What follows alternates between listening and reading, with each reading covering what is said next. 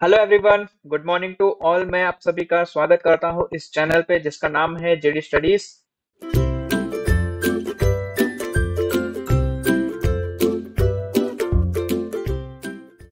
सो previously हमने हमारे जो एनर्जी कंजर्वेशन चैप्टर था, मतलब सब्जेक्ट था, उसके अंदर हमने मैकेनिकल ट्रैप या फिर आप लोग इसे स्टीम ट्रैप भी बोल सकते हैं, वो हमने कवर कर लिए थे। अगर वो वीडियो किसी ने नहीं देखा है तो प्लीज जाके वीडियो जरूर देख लेना। मैं उसे आपको आई बटन में प्रोवाइड कर दूंगा। तो जैसा कि मैंने प्रीवियसली आपको कहा था कि ये वाले टॉपिक में हम लोग पढ़ेंगे फ्लैश स्टीम रिकवरी और साथ साथ में फीड वाटर ट्रीटमेंट और बॉयलर पे उसकी इम्पैक्ट। तो आइए बिना किसी देरी से स्टार्ट करते हैं हम लोग हमारा आज का लेक्चर। तो अगर आप इस चैनल पे नए हैं तो इस चैनल को सब्सक्राइब जरूर कर देना, साथ साथ में बेल आइकन पे भी प्रेस कर देना। तो आइए स्टार्ट करते हैं फ्लैश स्टीम रिकवरी। अभी देखो, फ्लैश स्टीम रिकवरी की जरूरत क्यों पड़ गई स्टीम रिकवरी करना। तो क्या होता है कि हीट एनर्जी जो कि हमारी बॉयलर में से आ रही है, जो कि हाई प्रेशर पे है ना, जो कि हमारी कंडेंसेट की हुई है। तो कंडेंसेट को हमें रिमूव करने के लिए हमें क्या करना पड़ता है, प्रेशर को रिड्यूस करना पड़ता है। तो हाई प्रेशर को हम लोग लो प्रेशर पे रिड्यूस करते हैं। तो उस दौरान क्या होता है कि स्टीम जो है उसका वेस्टेज हो जाता है ना। तो लोअर प्रेशर पे जब कंडेंसेट को अलग करना है, तब हम लोग यूज करते हैं फ्लैश स्टीम रिकवरी सिस्टम का। तो फ्लैश स्टीम रिकवरी होती कैसे है, देखिए यहाँ पे आपको मैं फिगर से कुछ समझाने की कोशिश कर रहा हूं। जैसे कि जब भी आप लोगों की हॉट कंडेंसेट बॉयलर के अंदर से आ रही है, स्टीम ट्रैप में से आ रही है, तो कंडेंसेट को अलग करने के लिए हम लोग यूज करते हैं फ्लैश स्टीम रिकवरी वेसल। यहाँ पे क्या होता है कि जो हमारी स्टीम ट्रैप में से जो कंडेंसेट है, वो कंडेंसेट में हमारी यहाँ पे धीमे धीमे इकट्ठा होने लगती है।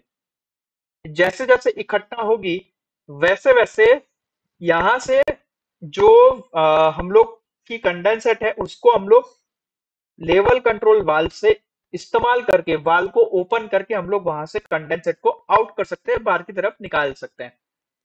ओके। और बाकी की जो फ्लैश टीम है जो कि लोअर प्रेशर पे हो गई अब तो वो हम लोग यहाँ से ऊपर से हम लोग फ्लैश स्टीम जो कि लोअर प्रेशर पे है वहां से हम लोग उसका आउटपुट ले सकते हैं। ठीक। तो यहाँ पे जो फ्लैश वेसल जो कि मैंने यहाँ पे आपको बताया, वो क्यों यूज हो रही है, फ्लैश स्टीम जनरेशन के लिए यूज हो रही है। तो जैसे जैसे हमारा कंडेंसेट का लेवल बढ़ता जाएगा वैसे वैसे हमारी जो स्टीम का लेवल है वो कम होता जाएगा। तो एक उसको मॉनिटर करने के लिए हम लोग यहाँ पे लेवल कंट्रोल वाल्व रखते हैं, ताकि एक लेवल पे आने के बाद वहां से कंडेंसेट को हटा लिया जा सके। तो इस तरीके से फ्लैश स्टीम रिकवरी का इस्तेमाल होता है। ओके। और फ्लैश स्टीम रिकवरी इस्तेमाल करना जरूरी क्यों है, क्योंकि यहाँ से जो भी लो प्रेशर वाली आपकी स्टीम आ रही है उस स्टीम का हम लोग रीयूज कर रहे हैं बॉयलर के अंदर वाटर ट्रीटमेंट में या फिर पानी को गर्म करने के लिए। ओके। इसीलिए फ्लैश स्टीम रिकवरी का जरूरत हमें पड़ जाती है। ओके। ये छोटा सा एक टॉपिक था फ्लैश स्टीम रिकवरी का, जो कि हमने यहाँ पे कवर कर लिया। अब इसके बाद का जो टॉपिक है वो है आपका फीड वाटर ट्रीटमेंट और बॉयलर लॉसेस पे उसके इम्पैक्ट। तो सबसे पहले तो हमें ये जान लेना जरूरी है कि फीड वाटर ट्रीटमेंट क्या होता है, या फिर फीड वाटर ट्रीटमेंट का इंट्रोडक्शन। तो देखिए यहाँ पे पूरी दुनिया के अंदर मैं बात कर रहा हूँ, हर एक लोगों को प्योर वाटर की जरूरत है। चाहे वो प्लांट हो जाए, यानी कि जो पेड़ पौधे होते हैं वो, या फिर एनिमल हो जाए, या फिर ह्यूमन बीइंग हो जाए। तो सिमिलरली हमें पावर प्लांट के अंदर भी हमें क्या करना पड़ता है, प्योर वाटर देना पड़ता है। क्यों? क्योंकि देखो प्योर वाटर नहीं होगा तो जो भी स्टीम जनरेशन हो रहा है उसके अंदर पहले से ही एक खराबी होगी, मतलब कि लॉसेस, वहां पे स्टीम बनने के लॉसेस हो जाएंगे। स्टीम कम बनेगी तो आगे जनरेशन में भी इफेक्ट पड़ेगा, तो इस तरीके से बॉयलर की एफिशिएंसी भी कम हो जाएगी। तो प्योर वाटर की जरूरत हमें पड़ जाती है। ओके। अभी देखने जाए तो सोर्सेज ऑफ वाटर क्या है हमारे पास अवेलेबल। एक तो सबसे पहले रेन यानी कि बारिश। दूसरा, जो हमारी नदी में पानी है, लेक में पानी है, सी में पानी है, अंडरग्राउंड जो वाटर है, ये सब क्या है हमारे एक तरीके से सोर्सेज ऑफ वाटर है, बस इतने वाटर सोर्सेज हमारे पास अवेलेबल है। लेकिन एक तो सी का जो पानी है वो बहुत ही अल्कलाइन होता है, यानी कि उसके अंदर नमक बहुत होता है। तो सबसे पहले उस नमक को अलग करना पड़े, है ना। नमक को अलग करने के बाद हम लोग उसका वाटर का इस्तेमाल हम लोग कर सकते हैं।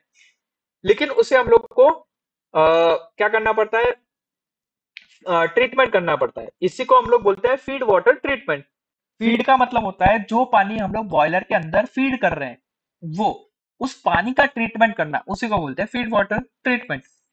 ठीक। तो मैंने आप लोगों को सी के बारे में बता दिया। रिवर की बात करता हूं मैं। तो रिवर में भी कुछ अशुद्धियां होती है ना। तो वो डिसॉल्व जो सॉल्ट होती है उसे हमें क्या करना पड़ता है, ट्रीट करना पड़ता है, और फिर उसके बाद हम लोग उसे फीड कर सकते हैं। सिमिलरली जो रेन वाटर होता है ना, तो रेन वाटर सबसे प्योर होता है, प्योर फॉर्म ऑफ वाटर हम लोग इसे कह सकते हैं। लेकिन जैसे बारिश गिरती है, अभी बारिश जो है वो बादल से जमीन पे जब आती है वाटर ड्रॉपलेट के फॉर्म में, तो वाटर ड्रॉपलेट और जब जमीन पे गिरती है तब बीच में वातावरण आता है, एटमॉस्फेयर जिसे हम लोग कहते हैं। तो ये एटमॉस्फेयर के कारण क्या होता है कि जो हमारा रेन वाटर होता है वो कंटामिनेटेड हो जाता है। कंटामिनेटेड मतलब कि उसके अंदर गैसेस इन्वॉल्व हो जाती है। जैसे कि एटमॉस्फेयर में गैसेस कौन सी है, जैसे कार्बन डाइऑक्साइड है, फिर सल्फर डाइऑक्साइड है, फिर NO2 गैसेस है ना, और साथ साथ में अमोनिया है। तो ये सारी जो गैसेस हैं वो रेन वाटर के साथ क्या आ जाती है, जमीन पे आ जाती है। ओके। और साथ साथ में जमीन पे भी कुछ मिनरल्स होते हैं, कुछ ऑक्साइड्स होते हैं, कुछ सल्फेट्स होते हैं, कुछ कार्बोनेट्स होते हैं, कुछ बाइकार्बोनेट्स होते हैं, कुछ डिसॉल्व गैसेस होती हैं ऑलरेडी जमीन में। तो वो भी रेन वाटर के साथ क्या हो जाता है, मिल जाते हैं, और रेन वाटर को क्या कर देते हैं, कंटामिनेटेड कर देते हैं। अभी ये कंटामिनेटेड वाटर जो है वो हम लोग डायरेक्टली यूज तो नहीं कर सकते, उसे हम लोगों को क्या करना पड़ता है, ट्रीटमेंट देनी पड़ती है। ठीक है, क्योंकि देखो क्या होता है कि प्योर वाटर जो होता है उसका पीएच जो होता है वो 7 होता है, ये ध्यान रखना। तो ना तो वो अल्कलाइन होता है और ना तो वाटर एसिडिक होता है। लेकिन लेकिन जो बारिश से हमारा पानी आ रहा है उसके अंदर जो गैसेस हैं, तो वो गैसेस के कारण क्या होता है, वो पानी जो होता है वो एसिडिक हो जाता है ना। और जो ऑलरेडी जमीन पे पानी है हमारा, रिवर में है, लेक में है, सी में है, तो इसके अंदर सॉल्ट होती है, डिजॉल्व सॉल्ट होती है। तो उसके कारण पानी क्या हो जाता है, अल्कलाइन हो जाता है, जिसको हम लोग हार्ड वाटर बोलते हैं। तो उसे हमें क्या करना पड़ता है, ट्रीटमेंट देनी पड़ती है। इसीलिए हमें क्या करना पड़ा, फ्री फीड वाटर ट्रीटमेंट की टेक्निक्स हमें ढूंढनी पड़ी। अभी मैं बात करता हूं कि फीड वाटर जो हम लोग दे रहे हैं इसको ट्रीटमेंट देने की जरूरत तो हमें पड़ गई। लेकिन अगर मान लो कि हमने उसको डायरेक्टली हमने दे दिया पानी, तो क्या प्रॉब्लम होगी, बॉयलर में क्या इफेक्ट होगा, क्या लॉसेस होंगे। तो 4 तरीके की प्रॉब्लम होती है। देखो, सबसे पहले स्लज एंड स्केल फॉर्मेशन। ठीक, स्लज एंड स्केल फॉर्मेशन। अभी स्लज और स्केल फॉर्मेशन क्या होता है, तो देखो कंटिन्यूअसली इवेपोरेशन के कारण बॉयलर के अंदर कंटिन्यूअसली इवेपोरेट हो रहा है पानी का। तो जो कंसंट्रेटेड डिजॉल्व सॉल्ट होती है हार्ड वाटर के अंदर, वो धीमे धीमे इंक्रीज होने लगती है। देखो मैं बताता हूँ आपको, धीमे धीमे क्या होती है, इंक्रीज होने लगती है। तो वो इंक्रीमेंट के कारण यहाँ पे वो जमा होने लगती है, बॉयलर के जो वॉल है उस पे वो धीमे धीमे जमा होने लगेगी और एक हार्ड मटेरियल जैसा बना देगी। तो उसके कारण क्या होगा, बॉयलर की जो रेडियस है वो रेडियस कम हो जाएगी, और एक बार रेडियस कम हो गई तो उसके कारण क्या होगा, जो हमें परफॉर्मेंस, उसका जो एफिशिएंसी हमें मिलनी चाहिए वो नहीं मिलेगी, है ना। तो ये इस तरीके से स्केल हमारी बनती जाती है। तो ये स्केल फॉर्मेशन को रोकना भी जरूरी हो जाता है। ओके। सिमिलरली सिमिलरली स्लज क्या होता है कि स्लज जैसे जैसे पानी गर्म हो रहा है वैसे वैसे आ, उसके अंदर की जो अशुद्धियां है ना, वो क्या होती है, पानी पे घूमने लगती है, पानी के ऊपर आने लगती है। तो एक हमें ऐसे कुछ डॉटेड जैसा हमें कीचड़ जैसा हमें दिखाई देता है, जिसे हम लोग स्लज बोलते हैं। अब ये स्लज क्या है? पानी जैसे जैसे गर्म हो रहा है, पानी का एक हिस्सा एक टाइम ऐसा आएगा कि बॉइलिंग पॉइंट कम हो जाएगा, तो उसके कारण ये जो स्लज है वो नीचे बॉयलर में जमा होने लगेगा। जैसे जैसे स्लज बॉयलर में जमा होने लगेगा, वैसे वैसे स्टीम जो जनरेशन होना चाहिए प्रॉपरली वो नहीं हो पाएगा और एफिशिएंसी हमारी कम हो जाएगी। तो एक तरीके से स्लज और स्केल फॉर्मेशन होना भी एक नुकसान हमारे लिए हो जाता है। ये स्लज जो है इसको हम लोग इजीली रिमूव कर सकते हैं। कैसे? वायर ब्रश का इस्तेमाल करो। जब भी आपके बॉयलर की साफ सफाई हो रही है तो हम लोग वायर जो ब्रश होता है उसका इस्तेमाल करके ये स्लज जो है उसको हटा सकते हैं। डिसएडवांटेजेस क्या है? मैंने यहाँ पे आपको स्लज फॉर्मेशन का और स्केल फॉर्मेशन बताया तो सही, लेकिन स्लज फॉर्मेशन का डिसएडवांटेज क्या है? एक तो स्लज जो होते हैं सबसे पहले आप लोगों के पुअर कंडक्टर ऑफ हीट होते हैं। ओके। दूसरा, अगर मान लो स्लज स्केल के साथ साथ फॉर्म हो रहा है तो उसके कारण क्या है कि जो स्लज है it can be entrapped in scale and both get the deposit as a scale. और एक बार स्केल बन गया, स्केल बनना चालू हो गया बॉयलर के अंदर, तो बॉयलर का रेडियस कम हो जाएगा। ओके। और रेडियस कम हो गया तो सिंपल सी बात है, एफिशिएंसी कम हो जाएगी, है ना।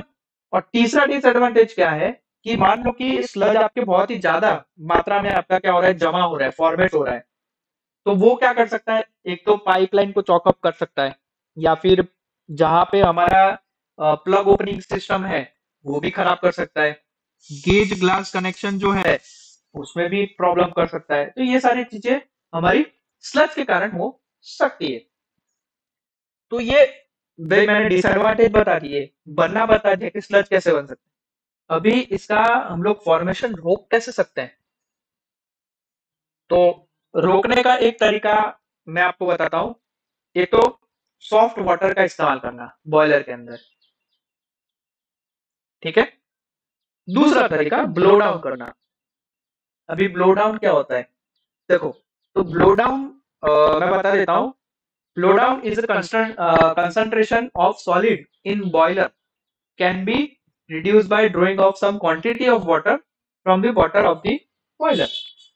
This process is called blowing down and the discharge water is called blow down. Okay, तो ये होता है हमारा ब्लो डाउन। तीसरा तरीका जिससे हम लोग स्लज फॉर्मेशन को रोक सकते हैं, प्रिवेंट कर सकते हैं, by frequently use blow down operation. ठीक है, तो ये कुछ तरीके मैंने आपको बताए जो कि स्लज फॉर्मेशन को रोकने में काम आते हैं। अभी स्केल फॉर्मेशन के ऊपर आते हैं हम लोग। तो स्केल फॉर्मेशन मैंने आपको बता दिया कैसे होता है कि हार्ड मटेरियल जो है, पानी के अंदर के हार्ड सब्सटेंसेस जो है वो धीमे धीमे क्या होते हैं, डिपोजिट होते जाते हैं बॉयलर की वॉल पे और एक हार्ड मटेरियल जैसा बना देते हैं, है ना। तो ये स्केल फॉर्मेशन उस तरीके से हो जाती है। कॉजेस क्या है स्केल फॉर्मेशन होने के? तो सबसे पहला कॉज तो है कि कैल्शियम बाइकार्बोनेट का डीकम्पोजिशन होना। पानी के अंदर क्या होता है कि कैल्शियम के जो हार्ड सब्सटेंसेस होते हैं, है ना, उनके कारण क्या होता है कि कैल्शियम बाइकार्बोनेट आपका बनता है। तो वो कैल्शियम बाइकार्बोनेट का डीकम्पोजिशन होना, ये स्केल बनने का एक रीजन हो सकता है। दूसरा रीजन क्या हो सकता है? कैल्शियम CaSO4 का डीकम्पोजिशन होना। ठीक है। तीसरा तीसरा क्या हो सकता है? Hydrolysis of magnesium salt, hydrolysis होना मैग्नीशियम सॉल्ट का। और चौथा हो सकता है कि पानी के अंदर आपका सिलिका का प्रेजेंट होना। ओके, तो देखो जैसा कि मैंने आपको बताया कि कैल्शियम बाइकार्बोनेट का डीकम्पोजिशन होना कैसे, देखो मैं आपको बताता हूँ, यहाँ पे एक प्रोसेस लिख के बता रहा हूँ।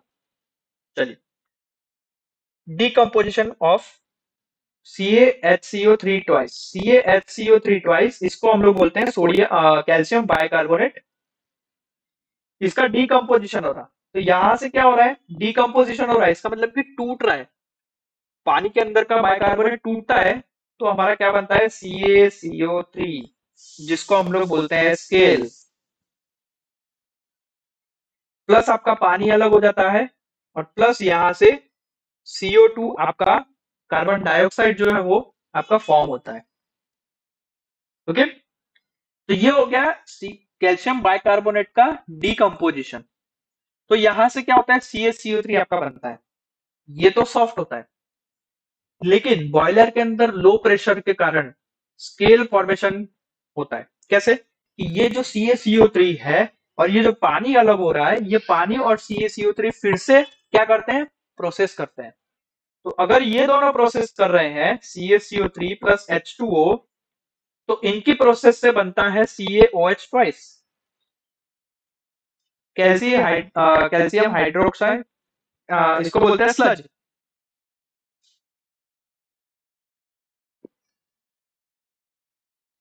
और यहां से भी हमारा CO2 अलग हो रहा है। ठीक है, तो ये सबसे पहले तो स्केल बना, किसके कारण, डीकम्पोजिशन के कारण। और फिर ये जो स्केल बना और पानी जो है, इन दोनों का मिक्सचर आपका बनाता है स्लज, CaOH ट्वाइस। ओके, तो ये खतरनाक होता है। ठीक है, इसके कारण क्या होता है, धीमे धीमे ये बॉयलर की वॉल पे जमा होता रहेगा और जमा होने के बाद क्या करेगा, एक हार्ड सब्सटेंस बना देगा, जिसके कारण बॉयलर की जो रेडियस है वो कम हो जाएगी। ओके, तो ये मैंने आपको बता दिया डीकम्पोजिशन ऑफ CaHCO3 ट्वाइस। अभी नेक्स्ट जो मैंने आपको बताया था, वो नेक्स्ट था आप लोगों का डीकम्पोजिशन ऑफ CaSO4। ठीक है, तो ये भी क्या है, डीकम्पोजिशन ऑफ CaSO4, ये भी एक मेन कॉज है स्केल फॉर्मेशन का, क्योंकि हाई प्रेशर पे जनरेट हो रहा है ना, और इसको रिमूव करना थोड़ा डिफिकल्ट है। तो जब भी आप लोगों का हार्ड वाटर जिसके अंदर आप लोगों का CaSO4 है और वो हीट हो रहा है बॉयलर के अंदर, तो उसे जल्दी से जल्दी उसे निकालना, उसे डिकम्पोजिट करने से रोकना, ये हमारा काम हो जाता है। ओके, और तीसरा मैंने आपको बताया था हाइड्रोलिसिस ऑफ मैग्नीशियम सॉल्ट। तो मैग्नीशियम की जो सॉल्ट है वो क्या है, सॉफ्ट टाइप है ना, लेकिन मैग्नीशियम क्लोराइड अगर उसका पानी के साथ ट्रीटमेंट हो रहा है, पानी के साथ वो मिल रहा है, तो हमारा मैग्नीशियम हाइड्रोक्साइड बना देगा, जो कि एक तरीके का स्केल है ना। और साथ साथ में क्या अलग करेगा, hydrochloric acid HCl, acidic substance को अलग करता है, जो कि बॉयलर के लिए थोड़ा सा खतरनाक हो सकता है ना। कैसे इसका हो सकता है, देखो, हाइड्रोलिसिस ऑफ मैग्नीशियम सॉल्ट। तो हमने एक मैग्नीशियम सॉल्ट लिया MgCl2, उसका हाइड्रोलिसिस किया, हाइड्रोलिसिस मतलब कि पानी के साथ प्रोसेस करी 2H2O। तो इन दोनों की प्रोसेस होने के कारण क्या बनेगा, मैग्नीशियम हाइड्रोक्साइड, ये है हमारा स्केल, और साथ साथ में 2HCl, हाइड्रोक्लोरिक एसिड को अलग करेगा। ओके, ये प्रोसेस होती है हाइड्रोलिसिस ऑफ मैग्नीशियम सॉल्ट की। लास्ट जो मैंने आपको कॉज बताया था स्केल फॉर्मेशन का, वो था प्रेजेंस ऑफ सिलिका। सिलिका मतलब रेती। अभी रेती है वो डिसॉल्व तो होती नहीं है पानी के अंदर, तो वो क्या होगी, डिसॉल्व नहीं होगी। तो डिसॉल्व नहीं होगी तो साथ साथ में क्या होगा, जैसे ही वो बॉयलर के अंदर जाएगी, वो पानी के नीचे बैठ जाएगी, और नीचे बैठ बैठ के सिलिका नीचे बैठ बैठ के मैग्नीशियम मेटल के साथ फॉर्मेशन बनाती है। और फॉर्मेशन कैसे बना देती है, CaSiO3 या फिर मैग्नीशियम MgSiO3, ये दोनों चीज बना सकती है, और वो बॉयलर के नीचे, सबसे नीचे वाले हिस्से में बैठ सकती है। और एक चीज और ध्यान रखना, इनको निकालना, इनको डिपॉजिट करना बहुत ही डिफिकल्ट काम है। इसीलिए सिलिका का प्रेजेंट होना एक स्लज और स्केल फॉर्मेशन का बहुत ही बड़ा एक रीजन हो सकता है। okay? अब स्केल फॉर्मेशन का डिसएडवांटेज क्या है, जैसा कि हमने स्लज फॉर्मेशन का डिसएडवांटेज देखा था, वैसे स्केल फॉर्मेशन का डिसएडवांटेज क्या है। सबसे पहला disadvantage, reduce heat transfer rate. ठीक है, दूसरा, scale may be deposited in a valve or condenser of boiler and can choke them partially. तीसरा, decreases efficiency of boiler. And चौथा, tubes can be exposed to high temperature flue gases may be overheated. Okay, तो ये इसके कुछ disadvantage हैं. Okay, अब जैसा कि स्लज को प्रिवेंट करना, स्लज फॉर्मेशन को प्रिवेंट करने का हमने तरीके देखे थे, 3 तरीके. वैसे ही हम लोग स्केल को रिमूव कैसे कर सकते हैं उसके तरीके देखते हैं. पहला तरीका, आप लूज स्केल जो कि हम लोग जो हमने देखा CaOH ट्वाइस है ना, या फिर CaCO3 का फॉर्मेशन, या फिर MgOH ट्वाइस का फॉर्मेशन, ये सब क्या है, लूज स्केल है. तो इसको हम लोग क्या कर सकते हैं, सिंपल वायर ब्रश का इस्तेमाल करके अलग कर सकते हैं, या फिर आप लोग ब्लो डाउन प्रोसेस भी कर सकते हैं, आपकी मर्जी. दूसरा, जो ब्रिटल स्केल होती है, यानी कि जैसा कि हमने स्लज देखा था, है ना, जैसा कि हमने CaSiO3 देखा, MgSiO3 देखा, तो ये सब क्या होती है, ब्रिटल स्केल होती है. तो इसको हम लोग थर्मल शॉक के कारण, थर्मल शॉक देके उसे अलग कर सकते हैं. और तीसरा, हार्ड स्केल जो होती है, उसको हम लोग केमिकल ट्रीटमेंट से अलग कर सकते हैं. ओके, चलिए, तो ये आपका स्लज एंड स्केल फॉर्मेशन यहाँ पे पूरा हो जाता है. दूसरा तरीका, दूसरी जो प्रॉब्लम है बॉयलर के अंदर, वो होती है कॉस्टिक इम्ब्रिटलमेंट की. अभी कॉस्टिक इम्ब्रिटलमेंट क्या होता है, तो देखिए, ये आपका होता है कॉस्टिक इम्ब्रिटलमेंट. इसका मतलब कि आपकी जो अंदर की लेयर होती है, वहां उसमें क्या होता रहता है, एसिडिक फॉर्मेशन के कारण ऐसा आप लोगों का जंग जैसा लग जाता है ना, जंग जैसा. तो कॉस्टिक इम्ब्रिटलमेंट होने का रीजन क्या है, हाईली अल्कलाइन वाटर. जहां पे आप लोगों का सॉल्ट ज्यादा है, वहां पे इस तरीके की प्रॉब्लम आ सकती है. ठीक है, तो क्या होता है कि देखो, एक बार ब्रिटलनेस बढ़ गई, ब्रिटलनेस हो गई, तो उसके कारण क्या हो सकता है, वहां से उस एरिया से आपका जो भी आपकी पाइप है, बॉयलर है ना, वहां से क्रैक होने की संभावना बढ़ जाती है. During the lime soda process of water treatment, आगे देखेंगे हम लोग, क्या होता है, फ्री Na2CO3 है ना, फ्री Na2CO3 हमारा सॉफ्ट रॉड के अंदर प्रेजेंट होता है. तो वो जो Na2CO3 है, वो पानी के साथ प्रोसेस करता है और NaOH बनाता है. ठीक है, NaOH. तो NaOH जैसे जैसे बढ़ता जाता है, अभी NaOH क्या है, एक तरीके से हमारा आल्कली है, आल्कली मेटल है.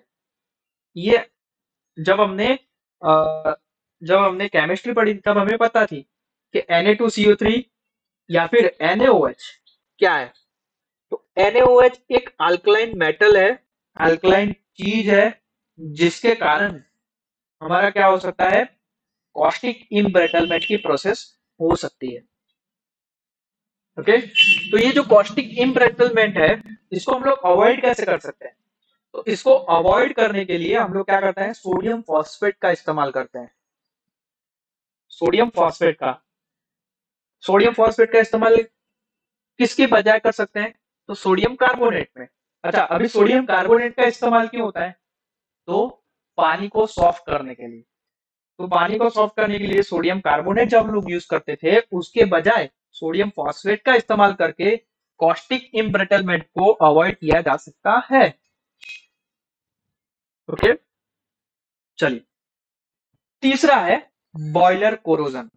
अभी कोरोजन तो मतलब कि जंग, जंग जो है वो क्यों होती है, एक तो पानी में O2 होता है और CO2 होता है पानी के अंदर, है ना. तो ये जो CO2 है या फिर O2 है, उसके कारण क्या हो सकता है, बॉयलर का कोरोजन हो सकता है.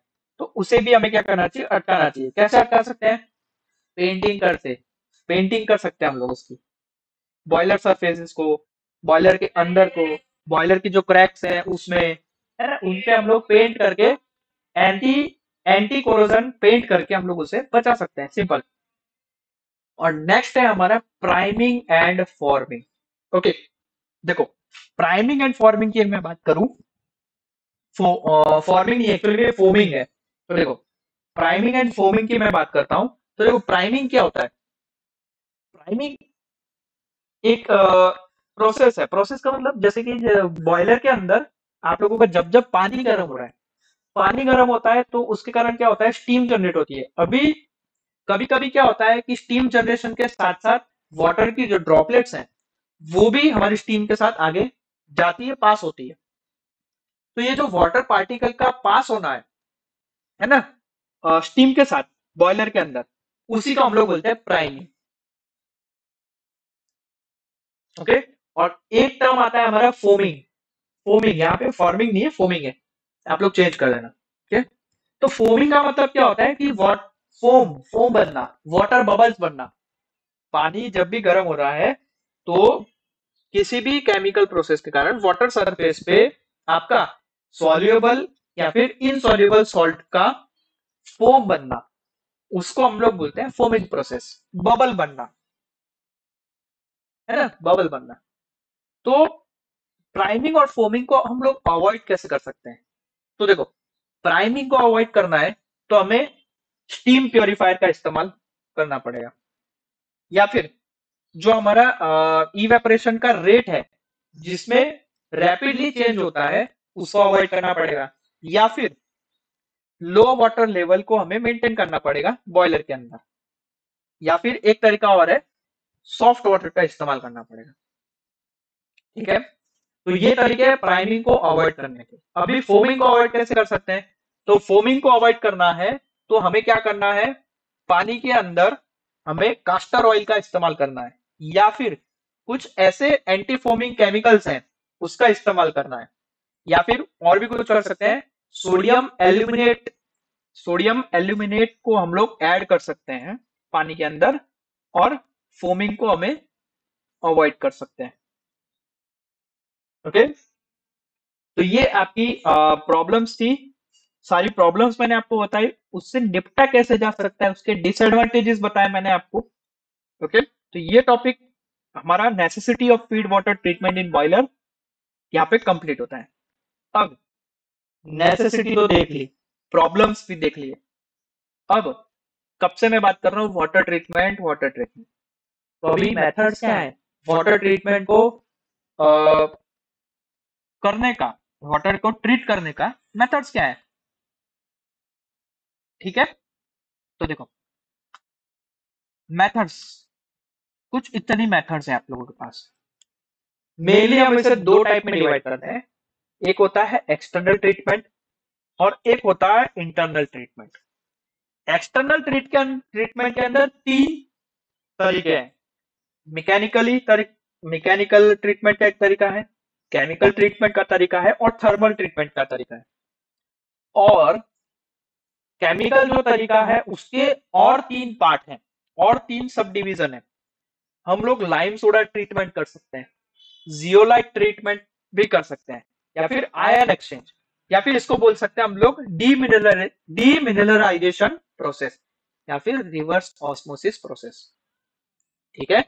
और थर्मल, थर्मल में दो तरीके हैं, डी एरेशन कर सकते हैं या फिर इवेपोरेशन कर सकते हैं। ठीक है। हर एक मेथड हम लोग पढ़ने वाले, एक्सटर्नल भी पढ़ेंगे, इंटरनल भी पढ़ेंगे।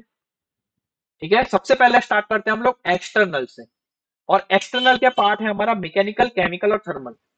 तो मैकेनिकल पार्ट पहले देख लेते हैं। तो देखो, मैकेनिकली जब भी आप लोगों को वाटर की ट्रीटमेंट करनी होती है तब आप क्या करते हैं? तो देखो, जब भी आपका पानी के अंदर कोई सस्पेंडेड मटेरियल होता है उसको रिमूव किया जा सकता है तीन तरीके से, तीन तरीके से मैकेनिकली, तीन तरीके से उसे हम लोग रिमूव कर सकते हैं। सबसे पहला तरीका सेडिमेंटेशन। ठीक है। तो सेडिमेंटेशन के अंदर क्या होता है कि वाटर को हम लोग बड़े बिग टैंक के अंदर ऐसे डाल के छोड़ देते हैं उसको, सिंपल सा, पानी को स्थिर होने के लिए, कुछ टाइम के लिए। तो उसके कारण क्या होता है कि पानी के अंदर के जो कुछ सॉलिड मटेरियल्स होते हैं जो कि पानी के हिलने डुलने के कारण डिजोल्व नहीं हो पा रहे, है ना, तो वो क्या होते हैं, पानी एक बार ठहर जाता है तो वो मैटर जो है वो सेटल डाउन हो जाता है टैंक के नीचे, ग्रेविटी के कारण। ओके। और एक बार आपका सॉलिड मैटर सेटल डाउन हो गया, उसके बाद ऊपर का जो क्लीन वाटर है उसे हम लोग बाहर निकाल सकते हैं। ये होता है सेडिमेंटेशन। दूसरा दूसरा होता है कोएगुलेशन। तो कोएगुलेशन में क्या होता है कि हम लोग क्या करते हैं, पानी के अंदर एल्यूमिनियम सल्फेट या फिर सोडियम एल्यूमिनेट ऐड करते हैं। ठीक है, अभी एल्यूमिनियम सल्फेट और सोडियम एल्यूमिनेट ऐड करने से क्या होता है कि सल्फेट जो है वो सॉल्ट के साथ रिएक्ट करता है, और रिएक्ट करने के बाद एक फ्लॉक बनाता है ना। फ्लॉक जो कि एक छोटे छोटे पार्टिकल्स होते हैं जो कि एक दूसरे को अट्रैक्ट करते हैं।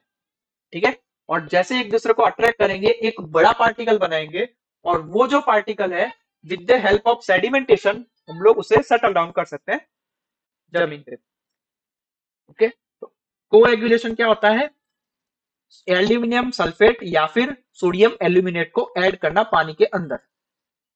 ओके, वो क्या करता है, सॉल्ट के साथ रिएक्ट करता है और एक छोटा सा फ्लोक बनाएगा, और वो फ्लोक जो है ऐसे बनेंगे कि एक दूसरे को अट्रैक्ट करेंगे, और अट्रैक्ट करने के बाद एक बड़ा सॉलिड सब्सटेंस बनाएंगे, और वो सॉलिड सब्सटेंस हम लोग क्या कर सकते हैं, with the help of sedimentation अलग कर सकते हैं। ओके, और तीसरी प्रोसेस जो होती है वो होती है फिल्ट्रेशन की।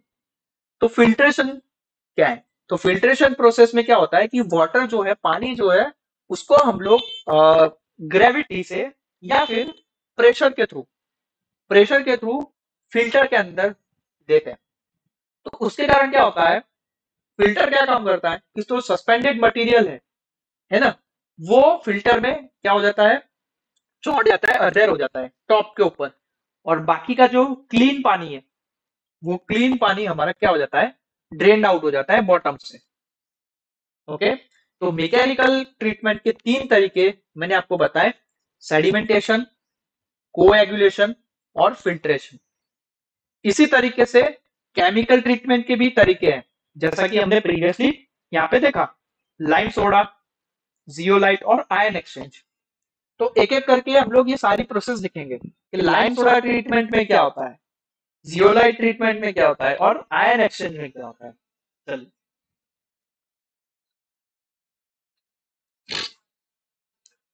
ओके, तो केमिकल ट्रीटमेंट का जो लाइम सोडा ट्रीटमेंट है, उस मेथड के अंदर हम लोग हार्ड वाटर को ट्रीट करते हैं।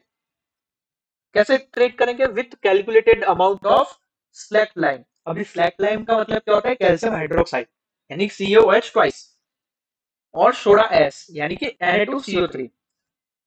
क्यों ये यूज करते हैं, क्योंकि देखो कैल्शियम हाइड्रोक्साइड और सोडा एस का इस्तेमाल करने से कैल्शियम और जो मैग्नीशियम सॉल्ट होती है उसकी जो हार्डनेस है वाटर के अंदर, वो क्या हो जाती है, रिस्पेक्टिवली रिमूव हो सकती है।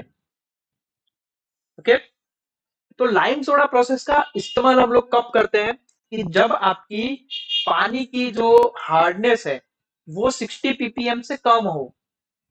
ppm का मतलब होता है पार्ट्स पर मिलियन। ठीक है, तो जब भी आपकी वाटर की हार्डनेस 60 ppm से कम होती है तब हम लोग लाइम सोडा ट्रीटमेंट का इस्तेमाल करते हैं। अगर मान लो कि हार्डनेस 60 ppm से ज्यादा है तो क्या करेंगे, तो हम लोग सबसे पहले तो पानी को जो है वो लाइम सोडा के साथ ट्रीट करेंगे, और उसको फॉस्फेट से क्लीन करेंगे। ठीक है, तो हमारी दो तरीके की हमारी पास लाइम सोडा प्रोसेस होती है, एक तो कोल्ड प्रोसेस होती है और एक होती है हॉट प्रोसेस। तो कोल्ड प्रोसेस क्या होती है और हॉट प्रोसेस क्या होती है, तो देखो कोल्ड प्रोसेस जो होती है उसमें जो केमिकल हमें ऐड करना है, यानी कि स्लैकलाइन जो हमें ऐड करना है, वो हम लोग रूम टेम्परेचर पे पानी के अंदर कर देते हैं, जिसको बोलते हैं कोल्ड लाइम सोडा प्रोसेस। तो यहाँ कोल्ड लाइम सोडा प्रोसेस के अंदर क्या होता है कि प्रिसिपिटेशन जो है, यानी कि जो प्रोसेस है उसके कारण जो हमारा कैल्शियम और मैग्नीशियम की सॉल्ट जो बन रही है वो क्या होती है हमारी, बनती है, फॉर्म होती है। लेकिन ये जो सॉल्ट बन गया, ये जो सॉल्ट है वो इजीली सेटल डाउन नहीं होता है, और या फिर इजीली हम उसे क्या करते हैं, फिल्टर नहीं कर सकते। तो कोल्ड लाइम सोडा का इस्तेमाल हम लोग बहुत ही कम, बहुत ही रेयर किस्से में करते हैं। ठीक है, और मोस्टली जो यूज होता है वो हमारा होता है हॉट लाइम सोडा प्रोसेस, जो कि पानी को गर्म जब करते हैं 80 डिग्री से लेके 150 डिग्री सेंटीग्रेड के बीच में होता है, तब हम लोग उसमें स्लैक लाइम का इस्तेमाल करते हैं for removing the hardness of calcium and magnesium. Okay, advantage भी क्या है, क्यों हम लोग हॉट प्रोसेस इस्तेमाल करते हैं ओवर दी कोल्ड प्रोसेस? एक तो सबसे पहला, रिएक्शन जल्दी हो जाता है हॉट में, हॉट लाइम सोडा प्रोसेस में। दूसरा, प्रिसिपिटेशन जो है वो जल्दी कंप्लीट होता है और ज्यादा कंप्लीट होता है। और तीसरा, सेटलिंग और फिल्टरिंग करना हॉट लाइम सोडा प्रोसेस में इजी हो जाता है। ओके, चलो, लाइम सोडा ट्रीटमेंट के मैंने पार्ट आपको बता दिए, दो टाइप होते हैं, कोल्ड लाइम और हॉट लाइम। कौन सा इस्तेमाल किया जाता है? Hot lime. Okay, lime soda process कब की जाती है? जब 60 ppm से हार्डनेस, वाटर की हार्डनेस जो है 60 ppm से कम हो तब। अगर ज्यादा हो तो क्या किया जाता है? ज्यादा हो तो सबसे पहले उसे हम लोग पानी को लाइम सोडा के साथ ट्रीट करते हैं, फिर हम लोग प्रोसेस आगे करते हैं। ठीक है, चलो, अभी कुछ केमिकल रिएक्शंस है जो कि लाइम के साथ प्रोसेस के अंदर आती है। जैसे कि जैसा कि मैंने आपको बताया प्रिसिपिटेशन, तो उसकी प्रोसेस क्या है? तो देखो, मैं आपको यहाँ पे बता देता हूं कि प्रेसिपिटेशन की प्रोसेस क्या है। कि जब भी कैल्शियम बाइकार्बोनेट, ये हार्डनेस है आपकी, मैं आप लोगों के लिए लिख देता हूं यहाँ पे, CaHCO3 twice, calcium bicarbonate plus calcium hydroxide COH twice, इन दोनों की प्रोसेस होती है तो 2CaCO3 बनता है, प्लस पानी अलग होता है। ये क्या हो रहा है? कैल्शियम बाइकार्बोनेट का प्रिसिपिटेशन हो रहा है। कैसे? Lime soda treatment, lime soda CaOH twice calcium hydroxide का इस्तेमाल करके। ये ये है प्रिसिपिटेशन ऑफ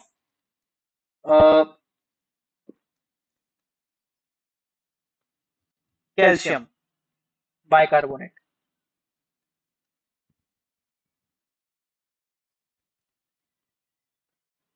अगर मान लो कि पानी में आपका मैग्नीशियम बाइकार्बोनेट है, तो देखो MgHCO3 ट्वाइस, ये मैग्नीशियम बाइकार्बोनेट है। इसका अगर हम लोग क्या करवाते हैं, lime soda treatment, 2CaOH twice, तो क्या होता है? 2CaCO3 तो होता ही है अलग, प्लस पानी तो अलग होता ही है, प्लस मैग्नीशियम हाइड्रोक्साइड जो है वो अलग हो जाता है। मैग्नीशियम हाइड्रोक्साइड अलग हो जाता है। ओके, ये CaCO3 नीचे गिरता है, मतलब कि प्लांट के अंदर, या फिर आप जहां पे इसे जिस भी आप लोग जगह पे रख रहे हैं वहां पे नीचे जमा होता रहता है। ठीक है, तो ये था प्रिसिपिटेशन ऑफ मैग्नीशियम बाइकार्बोनेट। मैं लिखा नहीं हूं यहाँ पे, आप लोग लिख लेना। ओके, एक बार प्रिसिपिटेशन की प्रोसेस हो गई, फिर क्या करते हैं? फिर दूसरा तरीका, जो मैंने आपको बताया था, सोडा ऐश का इस्तेमाल करके। सोडा ऐश का इस्तेमाल, यानी कि सोडा ऐश जिसको हम लोग बोलते हैं Na2CO3। मान लो पानी के अंदर आप लोगों की कैल्शियम की कोई हार्डनेस है, जो कि इन द फॉर्म ऑफ CaSO4 है। तो अगर इसके अंदर सोडा ऐश को डाला जाए, Na2CO3 को डाला जाए, तो क्या होगा? CaCO3 अलग हो जाएगा, जो कि नीचे बैठ जाएगा, प्लस Na2SO4 अलग हो जाएगा। सिमिलरली अगर मैग्नीशियम की कोई हार्डनेस है MgSO4 के फॉर्म में, और उसकी सोडा एस के साथ प्रोसेस हो रही है, तब क्या होगा? मैग्नीशियम कार्बोनेट यानी MgCO3 आपका नीचे बैठ जाएगा, और प्लस Na2SO4 आपका अलग हो जाएगा। ठीक है, ये क्या है आपका? ये आपका स्केल है। आगे देखा था हमने, स्केल है आगे, क्या है? थे स्केल है। तो इसको अलग कैसे कर सकते हैं? सिंपल, वायर ब्रश का इस्तेमाल करके। बहुत इजी तरीका है। ठीक है, तो ये केमिकल रिएक्शंस है जो कि लाइम सोडा प्रोसेस के अंदर होती है। अभी रियल में क्या प्रोसेस हो रही है अंदर, ठीक है, रियल में आप लोगों का क्या अंदर काम हो रहा है वो हम लोग यहाँ पे देखेंगे, चेकआउट करेंगे। तो रियल में जब हम लोग लाइम के साथ रिएक्ट कर रहे हैं वाटर ट्रीटमेंट में, तो क्या प्रोसेस हो रही है, यहाँ पे मैं आप लोगों के लिए नेक्स्ट यहाँ पे लिख देता हूं। ठीक है, first reaction with lime, sorry, reaction with lime. तो सबसे पहला उसके अंदर स्टेप वन, टोटल 6 स्टेप है इसके अंदर। सबसे पहला, टू न्यूट्रलाइज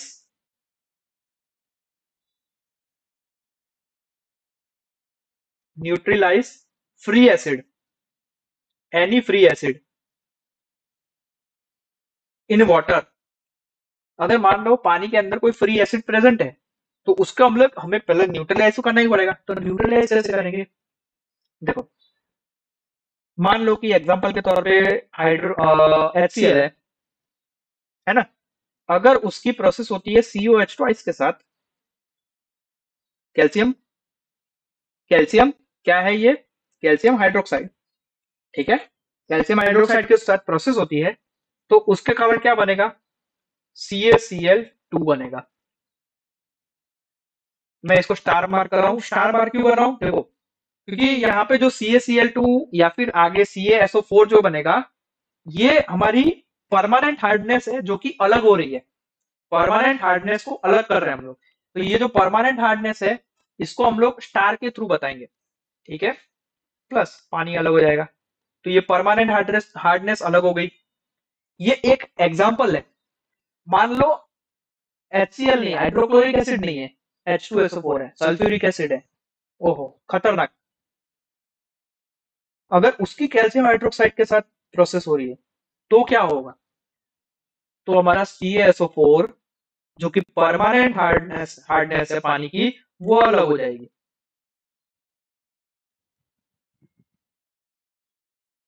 ओके, तो ये हमने क्या किया, फ्री एसिड को हमने न्यूट्रलाइज किया सबसे पहले। दूसरा step number two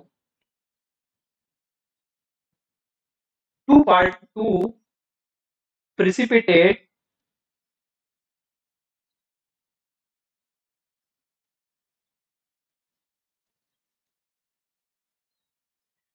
iron and aluminium salt।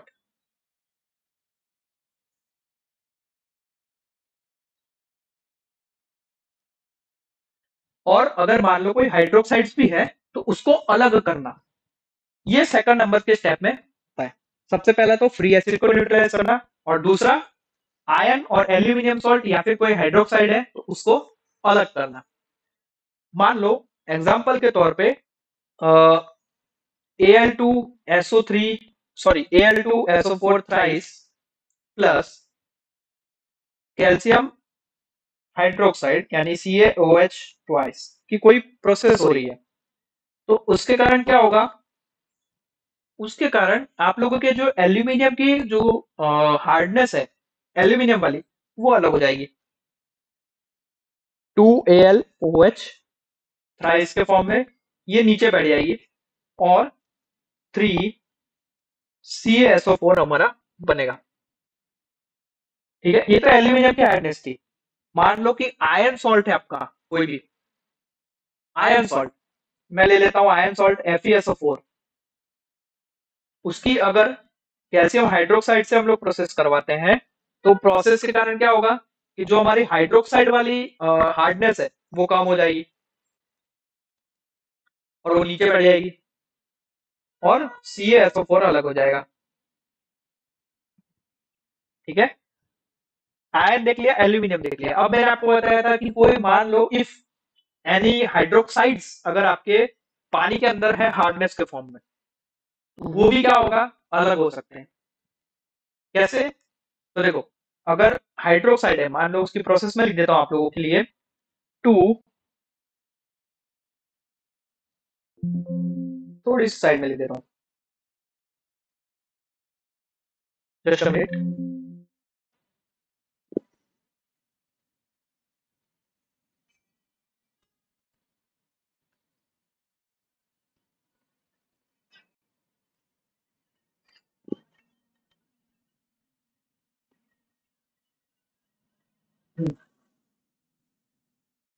2FeOH twice, उसकी अगर पानी के अंदर कुछ भी ट्रीटमेंट हो रही है तो ऑक्सीजन के कारण क्या हो जाएगा, 2FeOH थ्राइस बन जाएगा, जो कि नीचे बैठ जाएगा। इसको हम लोग इजीली अलग कर सकते हैं। ओके, तो ये क्या हो रहा है, आयरन और फिर एल्यूमिनियम के जो सॉल्ट है उसको अलग कर रहे हैं हम लोग। उसको क्या कर रहे हैं, प्रिसिपिटेट कर रहे हैं, अलग कर रहे हैं। ये स्टेप नंबर 2 में होता है। Step number 3, step number 3 step number 3 में क्या हो रहा है, डिजॉल्व गैसेस को हम लोग अलग कर रहे हैं। डिजॉल्व गैसेस जैसे कि CO2 हो गया, या फिर कैल्शियम कार्बोनेट हो गया, CaCO3, to precipitate dissolve gases. Dissolve, क्योंकि पानी के अंदर डिजॉल्व हो जाना और उसको अलग करना थोड़ा कठिन प्रोसेस है, लेकिन वो कैल्शियम हाइड्रोक्साइड से हो जाता है, लाइम के साथ जब भी प्रोसेस करते हैं हो जाता है। CO2 उसको हम लोग क्या करते हैं, एस CaCO3 अलग कर देते हैं, कैल्शियम कार्बोनेट बना के अलग कर देते हैं। तो देखो डिजॉल्व गैसेस मान लो CO2 है, अगर वो पानी के अंदर भी है और कैल्शियम हाइड्रोक्साइड के साथ प्रोसेस हो रही है तो CaCO3 का फॉर्मेशन होगा, जो कि हमारा CaCO3 बैठ जाएगा इन द फॉर्म ऑफ, किसके फॉर्म में बैठ जाएगा, वो बैठ जाएगा हमारा स्केल के फॉर्म में, है ना, प्लस पानी अलग हो जाएगा। ठीक है, step number 4, to precipitate, sorry, calcium bicarbonate, calcium bicarbonate as CaCO3। हम लोग कैल्शियम बाइकार्बोनेट को भी अलग करते हैं in the form of calcium carbonate. कैसे, calcium bicarbonate CaSO3 twice plus COH twice, जो कि हमने आगे अभी देखी प्रोसेस, है ना। इससे क्या होता है, कैल्शियम कार्बोनेट अलग हो जाता है जो कि नीचे बैठ जाता है, और प्लस पानी अलग हो जाता है। इसी तरीके से मैग्नीशियम सॉल्ट को भी हम लोग अलग कर सकते हैं, जो कि स्टेप नंबर 5 में है। और लास्ट जो छठा है, जो बाइकार्बोनेट आयंस है, मैं यहाँ पे स्टेप नंबर 5 लिख नहीं रहा हूं, यहाँ पे डायरेक्टली मैं आप लोगों के लिए स्टेप नंबर 6 लिख रहा हूं। स्टेप नंबर 5 में क्या होता है, मैग्नीशियम सॉल्ट को हम लोग हाइड्रोक्साइड फॉर्म में अलग कर सकते हैं, जैसा कि हमने आगे देखा था अभी। ओके, चलिए स्टेप नंबर 6 में क्या है, जो भी बाइकार्बोनेट आयंस है, जैसे कि NaHCO3 हो गया, है ना, KHCO3 हो गया, ठीक है, ये सबको क्या कर सकते हैं हम लोग, कार्बोनेट्स में कन्वर्ट करके अलग कर सकते हैं। तो यहाँ पे लिखता हूं, to convert bicarbonates ions into carbonate. ठीक है, जैसे कि एग्जांपल के तौर पे यहाँ पे लिख रहा हूं 2NaHCO3 sodium hydroxide carbonate plus, अगर हम लोग इसका COH ट्वाइस से प्रोसेस करवाते हैं तो हमारा क्या मिलेगा, CaCO3, जो कि हमारा नीचे बैठ जाएगा, प्लस पानी अलग हो जाएगा, प्लस Na2CO3 अलग हो जाएगा। ओके, चलिए, तो ये 6 स्टेप थे जो डिफरेंट डिफरेंट तरीके से, अगर हम लोग लाइम के साथ रिएक्शन कर रहे हैं पानी में, तो वो डिफरेंट डिफरेंट प्रोसेस में हमारी जो हार्डनेस है पानी की वो कम कर रहे हैं। ठीक है, अब सोडा ऐश के साथ अगर हम लोग प्रोसेस करते हैं तो परमानेंट हार्डनेस जो है, जैसे कि कैल्शियम सॉल्ट हो गया, है ना, वो सब क्या है, रिमूव हो जाती है, जो कि हमने प्रीवियसली चेकआउट कर ही लिया था। यहाँ पे, यहाँ पे। Okay, next. नेक्स्ट है सोडियम जियोलाइट ट्रीटमेंट। ओके, ये जो आपको फिगर दिख रही है ना, ये आपकी जियोलाइट सॉफ्टवेयर की एक फिगर है। ठीक है, अभी जियोलाइट क्या होता है? तो जियोलाइट क्या है? एक नेचुरल या फिर आर्टिफिशियल कंपाउंड है, जो क्या काम कर सकता है, जो उसके बेस को क्या कर सकता है, एक्सचेंज करता है एक दूसरे के साथ। जैसे कि मैं आपको यहाँ पे बताऊं, सेकंड नंबर यहाँ पे लिख देते हैं, sodium zeolite treatment. Sodium zeolite, sodium zeolite का केमिकल नेम, केमिकली कैसे लिख सकते हैं, Na2Z। जहां पे Z क्या है, देखो, Z है हमारा Al2Si2O3। Z क्या है हमारा, Al2Si2O3। तो सोडियम जियोलाइट का क्या हो सकता है, Na2Al2Si2O3। अभी यहाँ पे जो बेस है, ये जो बेस है ना, ये बेस को एक्सचेंज कर सकता है। ठीक है, पानी की हार्डनेस के साथ रिएक्ट करता है कैल्शियम या फिर मैग्नीशियम क्लोराइड के साथ, या फिर सल्फेट के साथ, या फिर बाइकार्बोनेट के साथ। ठीक है, और क्या करता है, जियोलाइट्स बनाता है। और ये जो जियोलाइट है, ये हम लोग सोडियम क्लोराइड के यानी कि NaCl के साथ प्रोसेस करवा के हम लोग उसे क्या कर सकते हैं, रिमूव कर सकते हैं। ओके, चलिए, प्रोसेस कैसी होती है मैं आपको बताता हूं। जैसे देखो, प्रोसेस विद जियोलाइट, मान लो कि आपकी हार्डनेस है कैल्शियम की, पानी के अंदर कोई हार्डनेस है कैल्शियम की। जैसे कि अभी हमने इससे पहले वाली प्रोसेस में देखा कि CaHCO3 की CaHCO3 ट्वाइस कैल्शियम बाइकार्बोनेट। अब इसकी हम लोग सोडियम जियोलाइट के साथ क्या करवा रहे हैं, ट्रीटमेंट करवा रहे हैं Na2Z के साथ। Z क्या है, Al2Si2O3। तो क्या होगा, कैल्शियम जियोलाइट अलग हो जाएगा CaZ, और क्या बन जाएगा, plus 2NaHCO3, sodium hydrogen carbonate. ठीक है, ये तो एक प्रोसेस मैंने आपको बताई, ये जियोलाइट के साथ प्रोसेस है। अभी ये जो जियोलाइट है ना हमारा, ये कैल्शियम जियोलाइट जो है, इसको हम लोग आगे प्रोसेस करेंगे अब किसके साथ, NaCl के साथ, नमक के साथ। तो क्या बनेगा,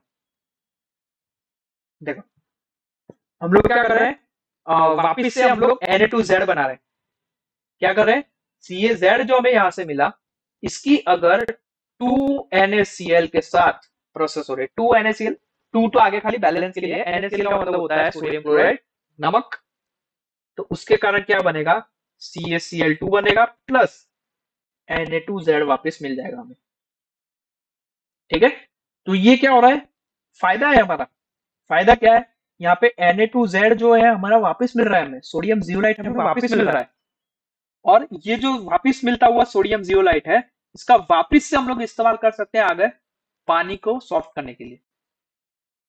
ठीक है, फिगर से मैं आपको समझाता हूं, देखो फिगर से मैं आपको समझाता हूं। यहाँ पे क्या होता है, हार्ड वाटर सबसे पहले तो यहाँ पे इनलेट होगा, इनलेट हुआ, स्प्रे के थ्रू यहाँ पे गया, स्प्रे के थ्रू यहाँ पे गया, तो यहाँ पे क्या हो रहा है, यहाँ पे जियोलाइट बेड है। अभी जियोलाइट का है Na2Z है यहाँ पे।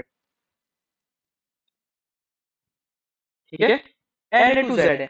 अभी Na2Z यहाँ पे प्रोसेस कर रहा है, तो यहाँ पे क्या बन रहा है, कैल्शियम जियोलाइट बन रहा है, और साथ साथ में NaHCO3 बन रहा है। ये दोनों चीज बन रही है अकॉर्डिंग टू आवर प्रोसेस।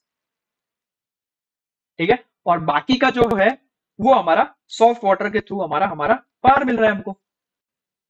ठीक है, तो यहाँ पे जो कैल्शियम जियोलाइट हमें मिला, उस कैल्शियम जियोलाइट को हम लोग यहाँ पे जो पानी NaCl के साथ प्रोसेस हो रही है, यहाँ से जो हमारा NaCl अंदर जा रहा है,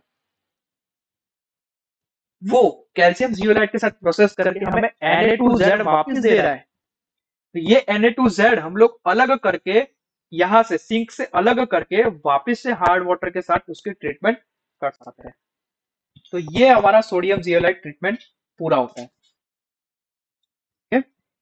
सिंपल दो प्रोसेस हो रही है यहाँ पे, कैल्शियम की कोई हार्डनेस या फिर कोई भी हार्डनेस है, वो हार्डनेस हम लोग जियोलाइट ट्रीटमेंट के थ्रू अलग कर रहे हैं।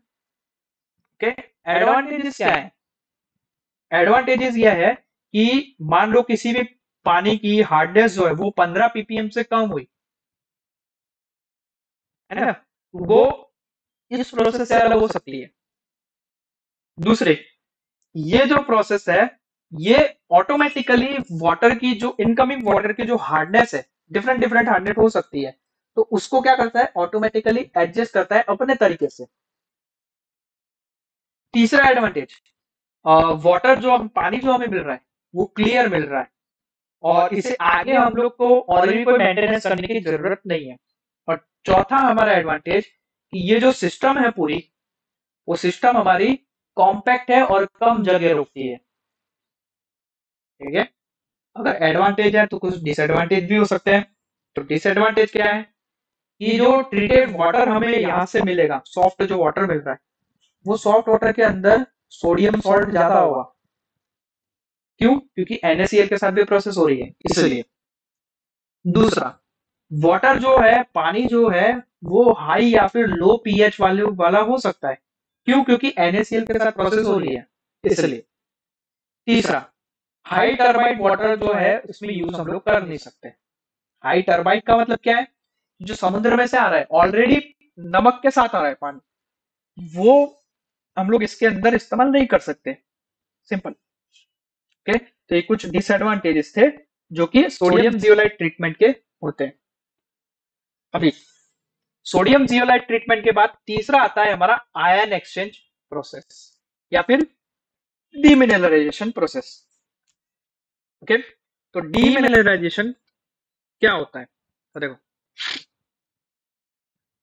ये हमारी आपको फिगर दिख रही है डीमिनरलाइजेशन की, जिसके अंदर आपका क्या हो रहा है। यहाँ पे देखो, सबसे पहले तो जो भी हमारा हार्ड वाटर इनलेट हो रहा है यहाँ पे, है ना, यहाँ पे हार्ड वाटर हमारा इनलेट हो रहा है। इनलेट के बाद हमारे कैशन एक्सचेंज बेड के थ्रू वो क्या हो रहा है, पास हो रहा है। अभी कैशन एक्सचेंज जो यहाँ पे बेड है, जो कि बना होता है कैशन एक्सचेंज रेजिन्स का, तो यहाँ पे क्या प्रोसेस हो रही है, वो जो पानी है उसके साथ हमारा जो H+ आयन है वो क्या कर रहा है, कैटायन प्रोसेस कर रहा है, कैशन प्रोसेस कर रहा है। ठीक है, कैटायन प्रोसेस कर रहा है, इसको बोलते हैं कैटायन प्रोसेस। अभी जो कैटायन रेजिन यहाँ पे एक्सचेंज बेड के अंदर जो हमारा RH+ या फिर RH2 रेजिन जो हमारा प्रेजेंस है, ये क्या काम कर सकता है, ये जो कैल्शियम और मैग्नीशियम की जो हार्डनेस है, वो हमारा कैल्शियम+2 Ca+2 या फिर Mg+2 को एक्सचेंज करने में, अभी कैटायन और एनायन क्या प्रोसेस होती है ये आपको पता है, ठीक है, उसमें नहीं जाएंगे। तो यहाँ पे जो कैटायन प्रोसेस हो रही है उसके कारण क्या होगा, कैल्शियम और मैग्नीशियम के जो सब्सटेंस है वो Ca+2 और Mg+2 आयन में बदल जाएंगे। ठीक है, एक बार वो आयन में +2 वाले आयन में बदल गए, फिर वो आगे जाएंगे हमारे एनायन में, एनायन रेजिन में या फिर एनायन एक्सचेंज बेड में। तो यहाँ पे क्या होगा, नेगेटिवली चार्ज हाइड्रोक्साइड होगा।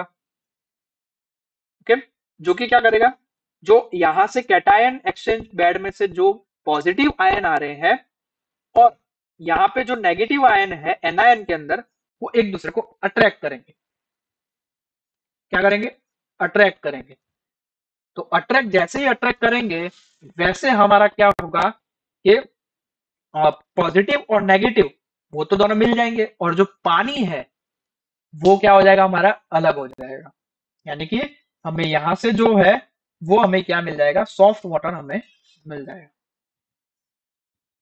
ओके, प्रोसेस कैसे होती है, देखो प्रोसेस में आपको बताता हूँ, मैं लिख के बताता हूँ प्रोसेस आपको कि क्या है वाटर आयन की प्रोसेस। तो सबसे पहले यहाँ पे जो कैटायन एक्सचेंज बेड है वहां पे हमारा क्या हो रहा है, H प्लस अलग हो रहा है, एक्सचेंज कर रहे हैं H प्लस को। कैसे, देखो कैटायन बेड के अंदर होता है RH2, इसके अंदर होता है RH2। मान लो कि कैल्शियम की कोई हार्डनेस आ रही है पॉजिटिव आयन के साथ, तो ये जो पॉजिटिव आयन है वो एक्सचेंज होगा किसके साथ, हाइड्रोजन के साथ, और ये जो कैल्शियम है वो किसके साथ जाएगा, R के साथ, तो RCa बनेगा प्लस 2H आयन बनेगा। सिमिलरली मैग्नीशियम हो तो वो भी वही प्रोसेस होगी मैग्नीशियम के साथ भी, RMg बनेगा प्लस 2H प्लस अलग हो जाएगा। कोई सोडियम है, मान लो सोडियम है, तो सोडियम के साथ भी यही प्रोसेस होगी, 2Na2 प्लस, तो Na अलग हो जाएगा और प्लस 2H प्लस अलग हो जाएगा। अभी अभी यहाँ पे सल्फेट है, क्लोराइड्स है, बाइकार्बोनेट्स है, वो क्या होंगे, करस्पॉन्डिंग हमारे एसिड्स के अंदर क्या हो जाएंगे, कन्वर्ट हो जाएंगे। ठीक है, तो यहां से जो भी हमारा पानी मिल रहा है, कुछ भी मिल रहा है, वो हमारा क्या होगा, एसिडिक होगा। क्या होगा, एसिडिक होगा। यहां से जो भी पानी जाएगा वो एसिडिक होगा। तो इसके बाद जो एसिडिक हार्ड वाटर है वो हमारा एनायन एक्सचेंज बेड में से पास होता है। तो एनायन एक्सचेंज क्या करेगा कि जो हमारा एसिडिक में से जो हमारा SO4 है, Cl माइनस है, जो भी है, जो भी पानी के अंदर प्रेजेंट है, उसको क्या करेगा, रिमूव कर देगा, और रिमूव करने के बाद यहां से OH माइनस आयन को रिलीज करेगा। तो सेकंड प्रोसेस में क्या हो रहा है, ये जो प्रोसेस है वो हो रही है यहाँ पे। अब जो मैं प्रोसेस लिख रहा हूं वो होगी एनायन बेड एक्सचेंज। तो कैसी प्रोसेस हो रही है, 2R-OH माइनस प्लस SO4 -2 या फिर SO4 2 माइनस, जो भी लिख सकते हैं। एसिडिकता जो है यहाँ पे खत्म हो जाती है। कैसे खत्म होगी, तो R2-SO4 2 माइनस बन के निकल जाएगी और 2OH माइनस जो है वो अलग हो जाएगा। या फिर कैल्शियम की अगर कुछ है, R-OH माइनस अगर है, कैल्शियम अगर हो रही है यहाँ पे, कुछ कैल्शियम है, तो कैसे अलग हो जाएगा, R-Cl माइनस और OH माइनस अलग हो जाएगा यहाँ से। कोई कार्बोनेट है, मान लो कोई कार्बोनेट होगा, तो कार्बोनेट के लिए जैसे 2R-OH माइनस प्लस कार्बोनेट हो गया CO3 -2, तो कैसे अलग हो जाएगा, R2-CO3 -2, और यहाँ से हाइड्रोनियम, इसको बोलते हैं हाइड्रोनियम, OH माइनस को बोला जाता है हाइड्रोनियम। ठीक है, वो अलग हो जाएगा। अब ये प्रोसेस हो रही है एनायन में। ठीक है, तो देखो दोनों प्रोसेस में एक तो हमें यहां से मिला H प्लस और एनायन में से मिला हमें OH माइनस। तो ये जो H प्लस है और जो OH माइनस है, ये क्या बनेंगे, अब दोनों कंबाइन होंगे, दोनों मॉलिक्यूल कंबाइन होंगे और पानी बनाएंगे। कैसे बनाएंगे, तो H प्लस और या दूसरी प्रोसेस में से पैदा हुआ OH माइनस, ये दोनों मिलके बनेंगे H2O, पानी। इसलिए यहां से जो हमारा एनायन एक्सचेंज बेड में से जो भी हमारा पानी आ रहा है वो हमारा कैटायन से और साथ साथ में एनायन से, दोनों से फ्री है। अब तो हम लोग कह सकते हैं पानी जो हमें मिला वो हमें क्या मिला, फिल्टर्ड मिला, या फिर क्या मिला, ट्रीटमेंट किया हुआ मिला। ये यहाँ पे क्या हो रहा है, आयन का एक्सचेंज हो रहा है, इसीलिए हम लोग इस प्रोसेस को बोलते हैं आयन एक्सचेंज प्रोसेस या फिर डीमिनरलाइजेशन प्रोसेस। ठीक है, और ये जो पानी आ रहा है ना यहाँ से, वो पानी जो है वो फाइनली डिजोल्व गैसेस से हम लोग को अगर वहां उसमें से फ्री करना है तो हम लोग उसे डी गैसीफायर में से क्या करते हैं, पास करते हैं, और वहां से इससे हम लोग डिजोल्व गैसेस को अलग कर सकते हैं। ओके, चलिए, तो ये पूरी प्रोसेस जो थी हमारी आयन एक्सचेंज प्रोसेस, वो हमने यहाँ पे कंप्लीट कर लिया। अभी केमिकल ट्रीटमेंट वाला पोर्शन जो है यहाँ पे खत्म कर देते हैं। नेक्स्ट जो पोर्शन है वो हमारा है रिवर्स ऑस्मोसिस, और रिवर्स ऑस्मोसिस के बाद हमारा बताया थर्मल ट्रीटमेंट। ओके, तो ये जो थर्मल ट्रीटमेंट है और रिवर्स ऑस्मोसिस प्रोसेस है वो अब हम लोग नेक्स्ट लेक्चर में कवर अप करेंगे। ओके, वीडियो को लाइक जरूर कर देना, चैनल को सब्सक्राइब भी कर देना और साथ साथ में बेल आइकन पे भी प्रेस कर देना। ओके, मिलते हैं अब हम लोग नेक्स्ट लेक्चर में, तब तक के लिए जय हिंद।